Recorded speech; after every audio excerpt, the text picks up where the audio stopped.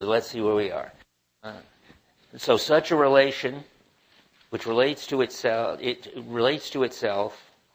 that is a self, itself or been established by something else. Now, it's interesting what that says, that this is not so important that I'll just say it. Kierkegaard thinks it's important that you can't get this together by yourself because it shows that something else must have made you. Because if you had made yourself, you ought to be able to, so to speak, make yourself in a way that works better, or make yourself strong enough to fix it, or something. There's something going on about being a self which isn't in the power of the self. Something about the self which comes from outside the self, he says. You can see that from the despair of trying to get it together on your own. Then comes, if the relation which relates to itself has been constituted by another, then of course the relation is the third term. But then this relation, the third term, is a relation which relates in turn to that which has established the whole relation. Now, you recognize that, what he's talking about there in this very, very abstract way? A kind of relation which relates itself to another, and thereby establishes the whole relation and makes it work? Yeah. Exactly. That's code for unconditional commitment. The self relates itself to itself by relating to, as he puts it, something else. Well, in a minute. He's very, very abstract about it. But if you look on the picture, that's R3, which is unconditional commitment. And now we go back and read more of this. I'm going to go on with it. But I think I'll skip to the bottom line, just because you've got it so close to right now. This, then, is the formula which describes the state of the self when despair is completely eradicated. In relating to itself and wanting to be itself, the self is grounded transparently in the power that constituted it. No, it's too early to say that. That won't make any sense to you at all. But so let's get there step by step. He was right to put it at the end. Okay, such a derived, we got to read this big paragraph in the meantime. Such a derived constituted relation is the self, a relation which relates to itself, and in relating to itself relates to another. That's fine. You now know what that is. That is why there can be two forms of despair, authentic despair. If the human self were self-established, there would only be a question of one form, not wanting to be itself, wanting to be rid of itself. That's repressing half the self. That's the Greek version. There could be no question of wanting in despair to be oneself. That is, you could be, I've said this already, if you were self-made, you could fix it. But for this latter formula is the expression of the relation's self's total dependence, the expression of the fact that the self can't, not by itself, arrive at or remain in equilibrium, but only in relating to itself by relating to that which has established the whole relation. Well, I do have to talk about it. I take it that what established the whole relation, he doesn't say created, he says constituted, he says established, and I don't understand where he says, but somewhere he says, and you have to relate to something. And I was, here it is. No, he's very, where is it? Because the something is important to me because relating to, that means it could be a cause, it could be any defining relation. It doesn't mean a particular person. Where is it? You see that? Did I make it? Aha! I wonder if it's something that dropped out of the translation, the one we're reading, because I used to read it in a different translation. Well, I don't see it right now. I'll go back and tell you next time. But he does say that you can be related to something outside the self. That's nice, because you don't want him to say it has to be Dante relating to Beatrice. It could be Martin Luther King relating to his cause. We've already seen that unconditional commitments can be anything outside the self.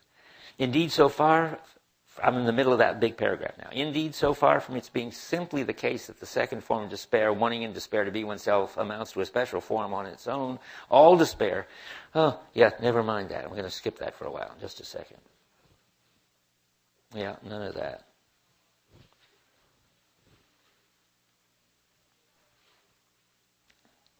Better to the last sentence, I guess we can read. The imbalance in despair is not a simple imbalance, but an imbalance in a relation that relates to itself and which is constituted by another. Ah, that's what I want. I knew it was somewhere. Constituted by another is very, very abstract.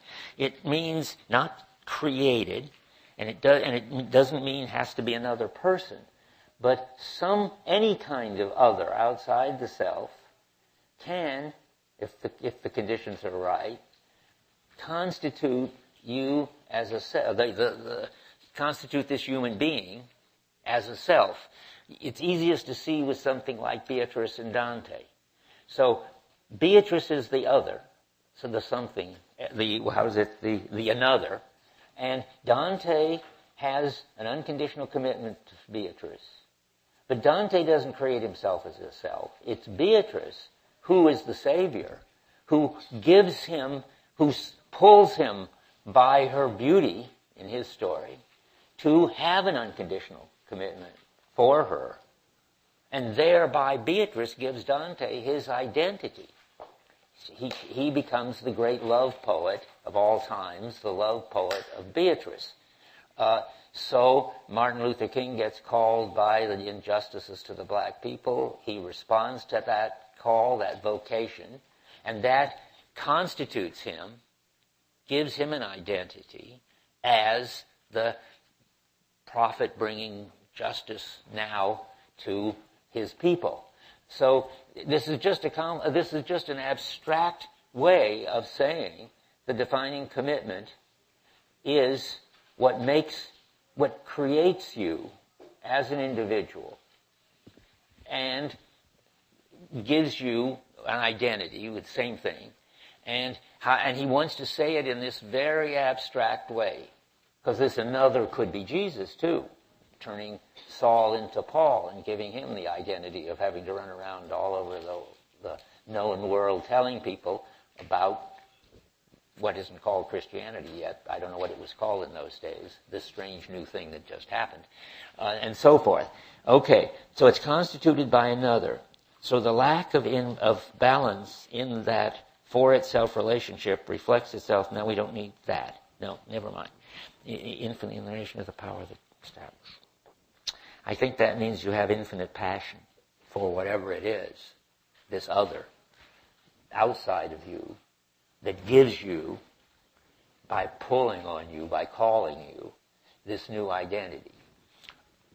Okay, now we're ready to read the last sentence, which is, this then is the formula which describes the state of the self when despair is completely eradicated. In relating to itself and wanting to be itself, the self is grounded transparently in the power that constituted it. Well, grounded transparently, I need to explain now. That's Kierkegaard jargon for everything this person does shows that it's I put it here, grounded transparently. It acts in such a way that what gives you your identity shows through in everything you do. I tried to write it in such a way as you could see why he could call it transparently grounded. Everything you do manifests that you are the lover of Beatrice, or at least everything you do that's important. I'm not sure you have to buy your groceries under the description lover of Beatrice. But everything you do that matters manifests your defining commitment. It shines through everything you do. That's what it is to say that you are grounded transparently in it. Dante's grounded transparently in Beatrice. Martin Luther King is grounded transparently in was it a movement? What was it called? The Civil Rights Movement. Right. Yes, exactly. And so and now, what I think is amazing, but it only dawned on me, I think, last year, is look at power there. It's lowercase. That's how abstract he wants to be. He's not. It isn't going to be necessarily the God-man with a capital P power, or God. Certainly not God the Father, the Supreme Being with a capital P. It could be Beatrice. It could be a dog. Did I tell you about that? I think maybe it's not the time to tell you. I didn't mention that. They're actually a fellow graduate student of mine long ago named Alice Kohler wrote a book that became very famous bestseller in the 70s called An Unknown Woman. And it's really about her and how she found herself and became authentic when she had been such a total mess before. But the part of it that I want to tell you about, which interests me a lot, only a Kierkegaardian could appreciate it, and she doesn't know any Kierkegaard. She was an analytic philosopher. She, after botching every relationship, she finally goes off to Nantucket alone for the winter to sort of sort out her life. And she finally realizes in despair that her life is just such a mess that it's never going to work, and that what she needs to do is commit suicide. Unfortunately, she's had with her a dog to protect her alone all winter in Nantucket. The dog mysteriously named Logos. This is all true. Logos is the name for the God-man. Anyway, the dog, turns out she can't commit suicide because the dog is so important, and who will take care of the dog in lonely Nantucket if she kills herself? So she doesn't. She comes back and writes a book about the whole thing, and that wouldn't be enough. But she becomes an animal rights person, she becomes a vegetarian, she becomes an anti-vivisectionist. Everything in her life that she's committed to now turns around this dog. And then she wrote a second book, which didn't work so well, about the death of the dog. And, and I don't know whether she became a Knight of Resignation or not. She devoted her life to suing the veterinarian for malpractice, which shows, I think, that she never became quite sane, which I've always suspected. But it is an amazing Kierkegaardian example of the fact that there's this power and there's this another, and there it gets her together. And so where was I? Okay, yes, and power is lowercase. It's got to cover everything from the God-man to Logos the dog.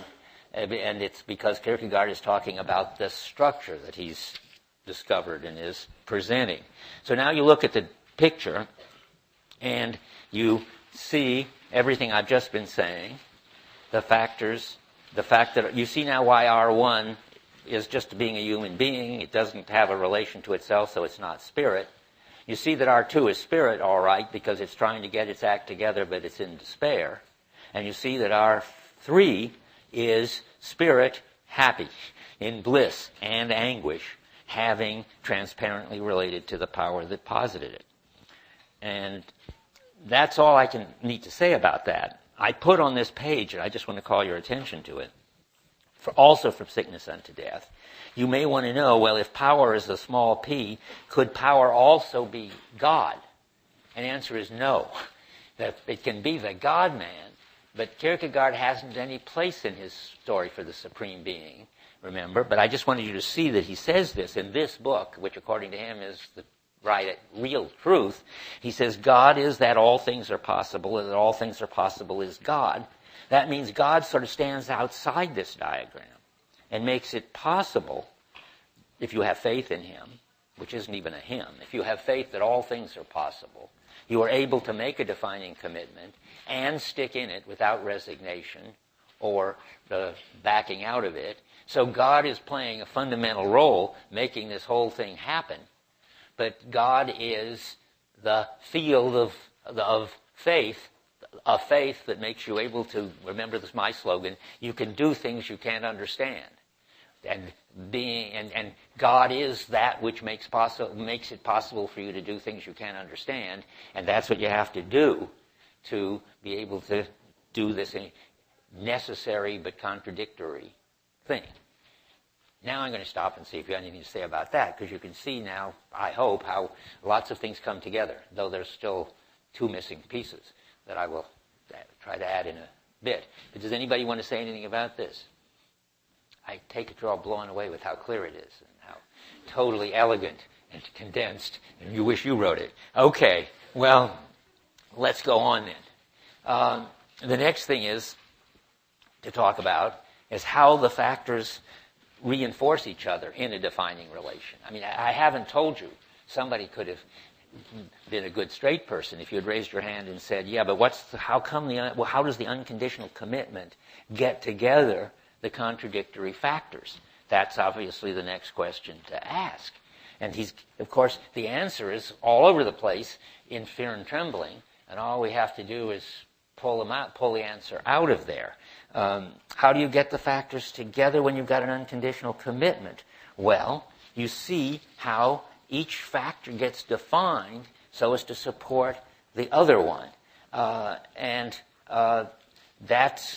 now, how do you do that? Well, the easy one is time and eternity, the temporal and the eternal. That, I take it, you already understand pretty well. That the whole story that the temporal is just a series of moments going along and can be constantly reinterpreted, but there's an instant, and in that instant you get your identity forever, and your past was leading up to it all along, and that's eternity and time. That's the forever part. And this is the temporal part.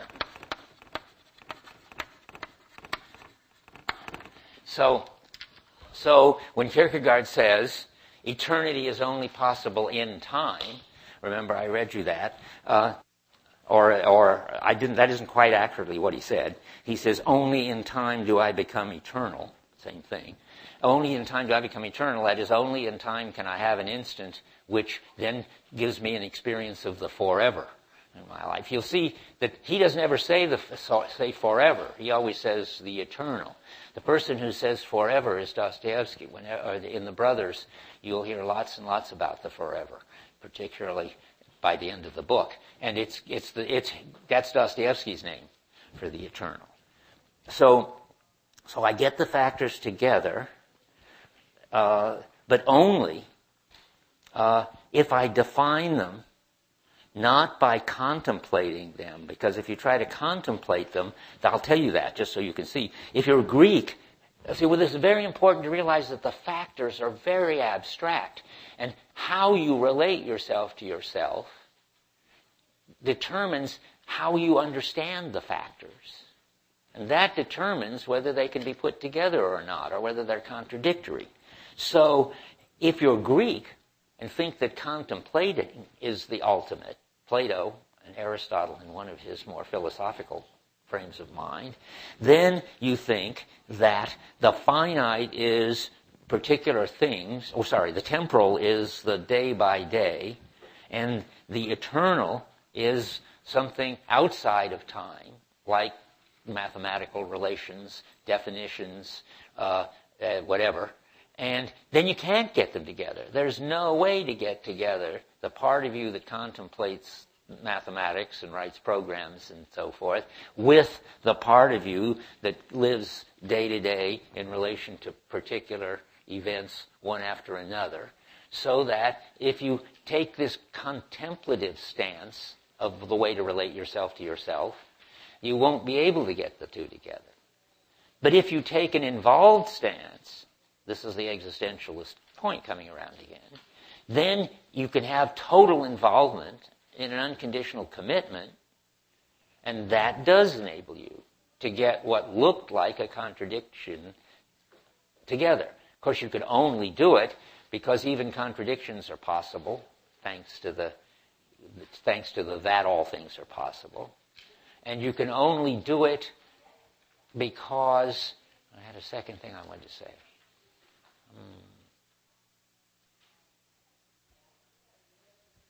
Well, because you understand that somehow involvement is more important than detachment, which is the basic existentialist argument against the whole philosophical tradition. But that wasn't what I was going to say. I was going to say you can do it because even the impossible is possible, and you're always in anguish when you do it. You're alive to the tension. You're realizing that you can do it, but you can't understand it. But you can do it. And that's Now you could, and it's a defining commitment that got you together, got the factors of temporal and eternal together. Now, the next one is much harder. And if you don't understand it, that's all right. But how do you get the finite and infinite together? Well, so far we've really said that if you get an identity, that's the first one, you get the temporal and eternal together, because you're forever the lover of Mary or whatever. The lad loves the princess, or Dante loves Beatrice. Forever, they get their identity. The infinite and the finite have to do with getting a world, and that's harder to understand. Finite describes things in the world, and what infinite describes, and this is something, I don't know where Kierkegaard says it, but he should say it. I'm pretty sure it's what he means. Why does he talk about the infinite when you get a defining commitment? I've said this, but every once in a while, and I'm sure it doesn't really register. When you get a defining commitment, it isn't just that everything that you come across that's important to you gets its importance from your relation to, say, Mary or the princess or whatever. But you know that anything that ever could have importance for you, anything that could, so to speak, come into your world, come into your life, will be understood in terms of this relationship. So you know something about the infinite, namely that is not just all the particular finite things that happen to be around, but every possible finite thing that could ever be, indefinitely many, are already defined in terms of their importance, get their importance by this relation. That's a very complicated way to say that when you've got this relation, it defines, so to speak, the limits of your world. And that's the infinite part of it. So now that's what satisfies your need, and for the finite and for the infinite. Or if you like a slogan that sort of says it, but in a way that doesn't explain it, if you have an infinite passion for something finite, you get the infinite and the finite together. I'm only trying to tell you what an infinite passion is. It isn't sort of getting all hot and sweaty and panting or anything. It's what defines the limits of your world. If you have a passion that defines everything that comes into your world, you can only have that for something specific in your world. The person you love, for instance. So that you get the finite and infinite together. That's pretty amazing. And Kierkegaard is surely thinking that. I wish I could quote you a quote where he says it, but except for the phrase infinite passion, I can't really tell you. But my slogan is, an infinite passion for something finite gives you a world. Gives you your world, I should say. Everybody has to have their own, just like everybody has to have their own identity. Okay. Now, well, last one is easy again. Then that is facticity and freedom. Facticity is my word, Heidegger's word for this. Necessity and possibility. Heidegger's got facticity and freedom, which I think is easier to understand. But what the issue is that once you get this identity and get this world, well, let's stick to the identity. That's the main one we talk about. An identity is like a definition. It's necessary. I mean, it's necessary that 2 plus 2 equal 4. It just isn't an accident, or that a triangle has 180 degrees. It's eternally true, but that's not what I want to stress now. I want to stress now it's not up for grabs. And in a certain sense, you can't change it. And since this is your defining commitment, it defines who you are in the way that the 180 degrees with a three-sided closed figure defines a triangle, and it has to have 180 degrees. There's something very fixed and necessary in the defining part of a defining relation. But of course, it's not defining the way numbers are, or definitions or normal definitions are, because you're still free, even though you're defined and necessarily fixed. And that's the necessary part. With your identity, you are still free in lots of ways to deal with that identity. And we've seen them. For instance, the crucial one, You are free to live in it with the sword hanging over the head of the beloved, or you're free to make the movement of resignation and make it safe. Of course, you're free to do it, but you'll be in despair. But you can do it. I made a list of all the things you're still free to do. What's possible for you. Well, you can. Where do I have my list? Oh, you could become an knight of resignation. You can forget the whole thing, go back to lower immediacy. Remember, that's like the guy at the end of 1984. Or maybe that's not like that. He betrays the woman he loves. You can do that too. Maybe that's according to An in The Third Man. If we assume that Holly has got a kind of defining relation for Harry as his best friend, and who he sort of thinks of himself as Harry's friend, we can push this a little. And it's Harry that makes the world interesting, and Holly will drop everything to go to when Harry calls, and will do anything to help him and so forth. Well, in the end, Holly, who's got freedom, who's got possibility, betrays Harry because he thinks the ethical is higher. So you've got freedom to betray the commitment, and you've even got freedom, and this is a hard one, of course, to change it.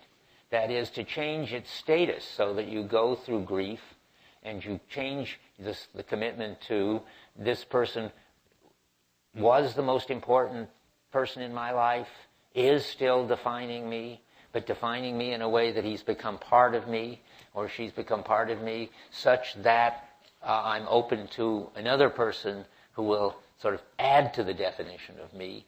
That's all your possibility. That's your freedom.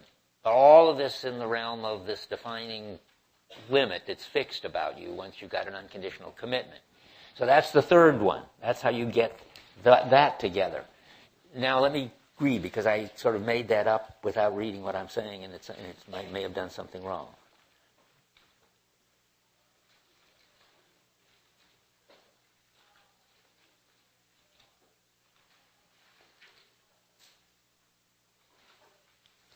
So another way to talk about possibility is that even though the central concern in my life is fixed for good, I'm free to relate to myself and relate to it in all sorts of ways. Then I was telling you the ways. And that's another way, remember, to say it's not a compulsion, that this kind of commitment. There's lots of freedom in it.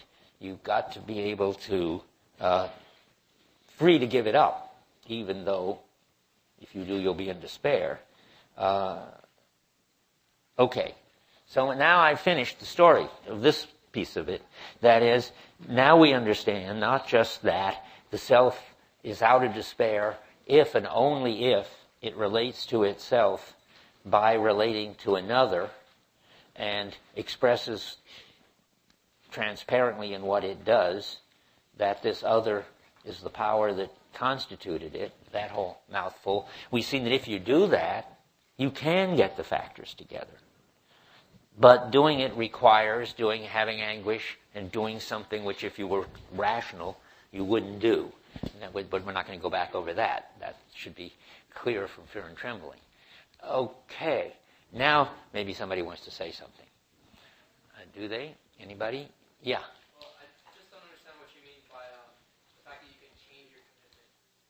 That's the MIT formula, as I call it. Remember, I have to keep writing that around because that's sort of hard to get used to. But we've got X defining commitment to Y.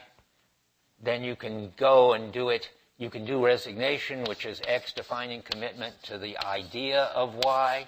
But you can also do this paradoxical thing of going through grief, which is paradoxical already, because in grief you both think that you'll always have a defining commitment and that you could never have again because this is who you are and you've just lost the thing that's most defining of who you are. You take Y over, you interiorize Y, and then you're open to Z. That's the story. Now Kierkegaard, and you're right to question it always, because Kierkegaard has no clue about that. He just doesn't understand grief. And remember, I'm building this whole story on one phrase in Kierkegaard, namely that Abraham believed in the absurd, in the paradoxical, and he had faith, and he knew that he could get a new Isaac. And you say, well, how can he get a new Isaac? This is the defining one. This is the only one. He's going to just drop Isaac and say, well, let's just go off with, who's Isaac's brother that gets sent off because he's not really Sarah's son? Ishmael. Is that what somebody said? It's Ishmael, I believe. So Abraham could say, well, I'll just adopt Ishmael. After all, he's really my natural child and so forth. That's not what it is to get a new Isaac. And to get a new Isaac is a paradoxical something Kierkegaard knows, but he doesn't know what sort of suffering and anguish makes it possible, though he sort of knows it's some kind of suffering. And remember, Isaac is also the ethical, just to review, and somehow, even though you're doing this loathsome, impossible thing, you're in anguish, you somehow do it with the sense that, even though you couldn't make any sense of how, you will always have the ethical on your side. And again, Kierkegaard has no story about that. He knows that there's lots of anguish and suffering and that it's experienced as impossible and that you can do it but you can't understand it. And I'm putting in the phenomena. At least I believe I am. And I don't have a good sense of how suffering changes the ethical. I just know it better do that. And if I don't know any play or book or anything else that does have a sense of it, though I'm sure there must be. If anybody knows, come and tell me. Did I see a hand up over here? Yeah. So just to be clear, you said that the freedom occurs at the movement of resignation when you decide whether you want to be a resignation. I want to say that's what you're free to do, and you never need to do it, but you're free to do it, and that's your freedom. And I see what you're asking, and how are you normally expressing your freedom? Oh, a very good question. Because you might say to me, well, yeah, but you've got to be, remember, that's terrific. I think I know what you're thinking. You've got to be able to fully be expressing both sets of factors all the time. That's what you're thinking. And I've told you how you can express the finite and infinite all the time and the temporal and eternal all the time, but I've sort of told you the necessary is there all the time, and sometimes you can do this possible thing. And that's not enough. You ought to be in the possible all the time. Good. I think you are. I think the answer is something like, all the time, you are free to give this relation whatever expression it seems to require in that situation that comes along.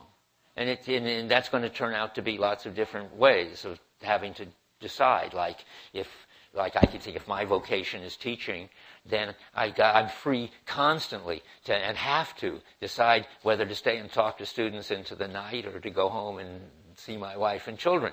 It's a big problem, and I'm free to do it. And that's the kind of freedom that from day to day you have to have. Okay. Anything else? You see the good questions come out if you just wait. Yeah. When you're talking about having the infinite and the finite together, what if you have an infinite passion for God? You can't. That's good. I have to keep saying this over and over because Kierkegaard is such a peculiar Christian. You can't have an infinite passion for God. That's what you're discovering, and that's great. Because God would be infinite and eternal and so forth, and it wouldn't do for expressing the finite and temporal side of your life. That's why love of God, remember he says in Fear and Trembling that he's in despair, that is desilentio, who's a night of resignation. And he says, love of God is my favorite thing, and it makes me blissful, and I can do it all the time, and it doesn't keep him out of despair at all. So love of God, it turns out to be a good thing, spiritual, a step in the right direction, but it is not that's not another. God isn't another. God isn't a supreme being. Let's turn it the other way. If God is that all things are possible, you can't love that. That's just a kind of atmosphere or something. So there's no way to love the God that Kierkegaard is talking about. But, and this is very important, God did become man. And you can love the God-man. Kierkegaard is very clear about distinguishing Jesus as the God-man from God, the Supreme Being. And he says, I keep repeating this, once God has become man, then you can't have any relation to God anymore except by relating to the God-man. Kierkegaard is an extreme Protestant. I mean, this is sort of the logic of Protestantism carried out to the farthest. And you'll see Dostoevsky, who's a total genius, invents Kierkegaard, and it pushes this to its absolute extreme in the brothers. But anyway, is that help? Okay, next. Okay, well, I'm ready to go on, but at least to pose a problem. I don't think I have time to answer it today, but that's fine. I will. Good thing for you to think about till Thursday. So Kierkegaard says that anybody who's not managed to get the self together by an unconditional commitment to another is in despair. Now, if you're reading this as just a philosopher contemplating the book and thinking about it, this shouldn't make a big difference to you. But if you're trying to take this book seriously as a kind of existential statement that's supposed to speak directly to your life, then that must be rather upsetting. Because anyone here who hasn't got an unconditional commitment, and I suspect there's most of us, must be in despair. And that, are you going to buy that? Are you going to let Kierkegaard tell you, all of you here, 200 people, that you're all in despair and that he knows it, even though he hasn't ever met any of you? That's outrageous, it seems to me. And you want to say, each one of them wants to say in their own terms, unless they've actually gone through despair and got out of it by having an unconditional commitment, that they are, you see, you could be in the unconscious kind of despair. I think children are in it, but also game players who can go on till they're old, still in it. And so what do you want to say? You want to say, this is ridiculous, Kierkegaard. I'm not in despair. I'm a happy pagan.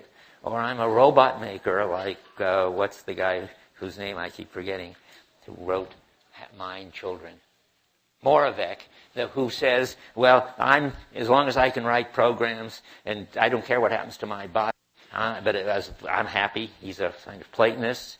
Or you may think you're satisfying some sense of the finite and infinite. At least you're fulfilling all your capacities and everything is working for you. So if you think that, how in the world is Kierkegaard going to convince you, while you think you're having a great time, that you're in fact in despair right now? Why does he have a right to say that to you? You shouldn't let him get away with it. Well, this gets you onto page 2 of the handout. And I'll read it, but I won't try to tell you what it means. You think about it. He says, the common view overlooks the fact that when compared with illness, despair differs dialectically from what one usually calls sickness, because it is sickness of the spirit. And this dialectic aspect, properly understood, brings further thousands under the category of despair. Millions, really. And this whole room, presumably. If at any time a physician is convinced that so-and-so is in good health, and then later that person becomes ill, then the physician may well be right about his having been well at the time, but now being sick. Not so with despair. Once despair appears, what is apparent is that the person was in despair. In fact, it's never possible at any time to decide anything about a person who's not saved through having been in despair. Well, is that the end of this? In fact, it's never possible to decide anything. I guess you have to emphasize to decide anything about a person who's not saved through having been in despair. That means you just can't tell. Don't